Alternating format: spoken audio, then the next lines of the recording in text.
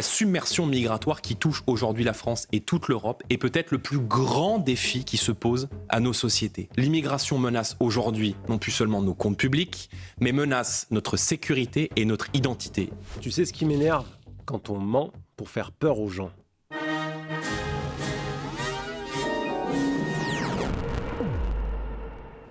Aujourd'hui, on va voir deux choses.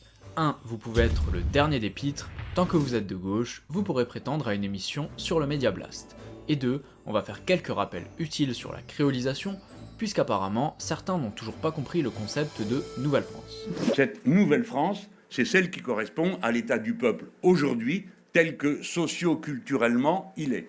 Bref, on va répondre à monsieur Mathieu Burgalassi, qui doit être très énervé à chaque fois qu'il passe devant une glace, puisque niveau mensonge et peur artificielle, c'est un champion du monde. Vous avez déjà remarqué ce truc bizarre? Dès qu'on parle d'immigration, les politiciens se mettent à faire des métaphores aquatiques. Submersion, Une submersion, Vague migratoire. vague déferlante. C'est étrange, hein? Et en fait, c'est pas du tout un hasard. Comme le note la chercheuse Ivana Ivanovic, ces métaphores aquatiques sont des outils rhétoriques très efficaces. Ben oui, quand on associe tsunami et migration par exemple, on crée dans la tête des gens une image très nette, celle de la migration comme un phénomène hors de contrôle. Un tsunami, c'est une quantité énorme, menaçante, dévastatrice. Une catastrophe naturelle qui dégrade violemment l'environnement touché et qu'on ne peut pas stopper. Ça fait peur. Selon l'INSEE, dans des chiffres repris par Le Monde, depuis les années 2000, chaque année, c'est autour de 200 000 nouveaux immigrés qui viennent en France.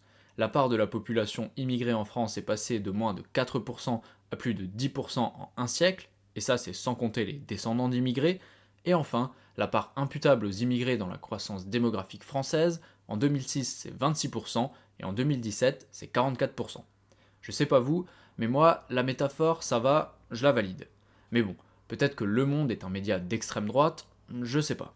D'un coup, quand on pense migration, on ne voit plus des hommes, des femmes et des enfants qui fuient peut-être des famines ou des pays en guerre. Non, ce qu'on voit, c'est une masse gigantesque prête à submerger nos pays en démolissant tout sur son passage. Une simplification dangereuse qui joue sur l'émotion et qui est aussi complètement fausse, car elle s'appuie bien plus sur des mythes que sur des faits. Et ça, c'est facile à vérifier, il suffit de regarder les chiffres. Reprocher aux opposants à l'immigration de jouer sur l'émotion, c'est culotté. Au mieux, c'est un reproche qui n'a pas de camp, tout le monde le fait plus ou moins, et au pire, c'est plutôt un reproche qu'on pourrait faire aux défenseurs de l'immigration. Toi-même, à l'instant, quand tu as dit que quand on parle d'immigration, on ne voit plus des hommes, des femmes, etc., c'est ce que tu fais. Tu sous-entends que les personnes préoccupées par le phénomène migratoire sont dénuées d'empathie. Sauf que c'est pas comme ça qu'on fait de la politique. Au-delà des individus, il y a des dynamiques démographiques, culturelles, etc., bref, des conséquences et un débat. Voyons tes chiffres maintenant. Premier constat, oui, il y a bien une augmentation de l'immigration à l'échelle mondiale. Selon les données des Nations Unies, entre 1960 et 2020, le nombre d'immigrés dans le monde a été multiplié par 3,7 et est donc passé de 77 millions à 281 millions. Dit comme ça a l'air beaucoup. Cependant, le chercheur Abdelsam Marfouk fait remarquer que cette augmentation est avant tout une augmentation en chiffres absolus. Et oui, entre 1960 et 2020, il n'y a pas que l'immigration qui a augmenté, mais aussi la taille de la population mondiale, qui est passée de 3 à 8 milliards d'individus. Proportionnellement, l'augmentation des immigrés n'est donc pas si énorme que ça, 3,6 en 2020 contre 2,5 en 1960, on finit donc avec 1 point % d'écart. On est quand même bien loin du tsunami. Voilà un bel exemple de pitrerie. Premièrement, quand on parle de submersion migratoire, on parle de ce qui se fait en France ou en Europe à la limite, donc ce que tu racontes, ça fait pas beaucoup avancer le sujet. Tu le diras toi-même à demi-mot juste après dans ta vidéo, donc pourquoi avoir mis ce passage? Peut-être parce que des chiffres, t'en as pas beaucoup pour montrer que le tsunami est un fantasme, donc t'essayes de combler le vide. Deuxièmement, ton argument de dire que ce n'est qu'un point de pourcentage d'écart d'augmentation, donc c'est peu, ça ne veut rien dire. Je pourrais très bien présenter ça sous la forme inverse en disant que l'augmentation des migrants internationaux entre 1960 et 2020 semble faible puisque c'est qu'un point de pourcentage, mais attendez, en réalité c'est énorme puisque ce point de pourcentage c'est 200 millions de personnes. Mais encore une fois, ça ne veut pas dire grand chose puisqu'on veut des chiffres en France ou en Europe au moins. Et troisièmement, si tu veux vraiment parler des chiffres mondiaux, tu pourrais dire que sur les 50 dernières années, la population africaine est passée de 800 millions d'individus à 1,5 milliard, alors qu'en même temps, en Europe, on passe de 720 millions à 750. Là, ça nous donne peut-être une meilleure idée des dynamiques à l'œuvre. Mais certains vont me dire, ça c'est les chiffres mondiaux, peut-être que l'Europe, et la France en particulier, sont des régions qui attirent davantage les migrants. La France a déjà pris largement sa part. On est extrêmement généreux. Donc aujourd'hui, on ne peut plus accueillir cette immigration. Après tout, on est l'Occident des droits de l'homme, le phare humaniste qui ouvre sa porte aux réfugiés du monde entier. Sauf que non. Selon le Haut Commissariat des Nations Unies pour les réfugiés, en 2020, 86% des réfugiés étaient accueillis par des pays en développement. C'est 9 réfugiés sur 10. Autant dire qu'aujourd'hui, la flamme de l'humanisme, elle est portée par d'autres que nous. Pire, quand on parle d'immigration, même par rapport à l'Europe, la France ne fait clairement pas partie de ceux qui accueillent le plus. Selon l'INSEE, en France, la part de la population immigrée n'est passée que de 7,4 à 10,3% entre 1975 et 2021. Une proportion basse et largement inférieure à nombre de nos voisins comme la Suède, l'Espagne, l'Allemagne ou le Royaume-Uni. En 2020, la Cour des comptes soulignait même dans un rapport que notre pays est parmi les plus restrictifs en termes de séjour. Il n'y a donc ni tsunami ni submersion migratoire. Qu'est-ce que je vais pouvoir vous dire? Il y en a, hein. Il y en a. Encore une fois, dans l'absolu, on s'en fout complètement de ce que font les autres. Est-ce qu'en France, il y a lieu de faire de grosses métaphores aquatiques sur l'immigration ou pas? Moi, j'ai donné quelques chiffres en début de vidéo pour avancer sur la question qui nous intéresse. Toi, Mathieu, pas vraiment. Mais pour ceux qui ne sont pas encore convaincus, je peux ajouter à ces chiffres quelques indices qui peuvent nous donner la puce à l'oreille sur ce qu'il se passe en termes démographiques en France. Par exemple, le nombre de mosquées ou de lieux de culte musulmans en France, en 1975 on en comptait environ une centaine, quand aujourd'hui on est à plus de 2500. Par exemple, les prénoms d'origine arabe et à connotation musulmane qui connaissent une forte croissance, ou par exemple la progression du halal. Bref, j'ai l'impression de dire des platitudes, mais manifestement ce que je raconte là, pour Mathieu, ça n'existe pas.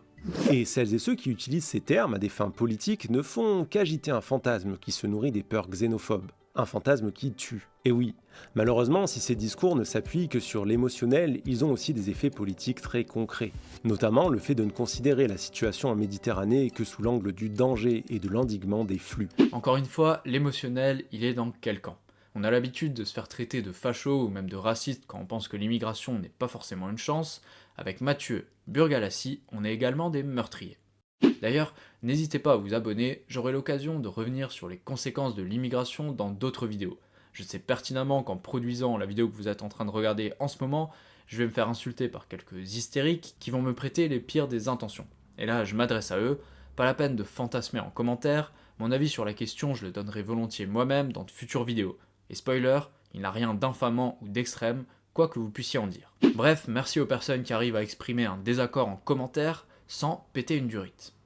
Quant à toi, Mathieu, il est temps que tu te mettes à la page. C'est fini le temps où on niait les changements démographiques à gauche. C'est trop gros maintenant. On est passé de l'invisibilisation à la revendication. Créolisation, Nouvelle-France, c'est tous ces termes-là. Ainsi, même si 22 000 personnes sont mortes en Méditerranée entre 2014 et 2023, eh bien, les États membres de l'UE n'ont mis en place aucune opération de recherche et de sauvetage dans cette zone depuis novembre 2014. 22 000 morts, aucune opération de sauvetage depuis 10 ans. En fait, il ne reste plus qu'un seul bateau en mer pour secourir les personnes en danger dans ces zones. L'Ocean Vikings, affrété par l'ONG SOS Méditerranée, est financé à 90% par des dons privés. Un navire régulièrement empêché de se ravitailler ou de quitter les ports suite à des pressions venues de politiques qui agitent justement le fantasme du tsunami migratoire. Et tant pis si pendant ce temps, des gens meurent vraiment en Méditerranée. Le cas de l'Ocean Viking. Bon bah, c'est l'exemple parfait pour définitivement montrer que la vidéo de ce cher Mathieu n'est rien d'autre qu'une mauvaise blague. Il nous présente donc ce navire comme une sorte de grand sauveur, alors qu'en réalité ça relève bien plus d'une entreprise de transport organisé de migrants. La question a déjà été traitée par François Asselineau dans cette vidéo, donc je vais résumer les choses assez vite. En gros, le navire n'intervient ni près des côtes françaises, ni en pleine mer, mais très près des côtes libyennes. Et donc, au lieu de ramener les rescapés au port le plus proche, il les ramène jusqu'en Europe. Autrement dit, on ne fait pas vraiment face à des naufrages, mais à des transferts organisés. À toute fin utile, je rappelle quand même que rentrer illégalement sur le territoire français ou aider quelqu'un à le faire, c'est violer la loi à la base. Et scandale dans le scandale, le laxisme de l'État, voire même sa complicité.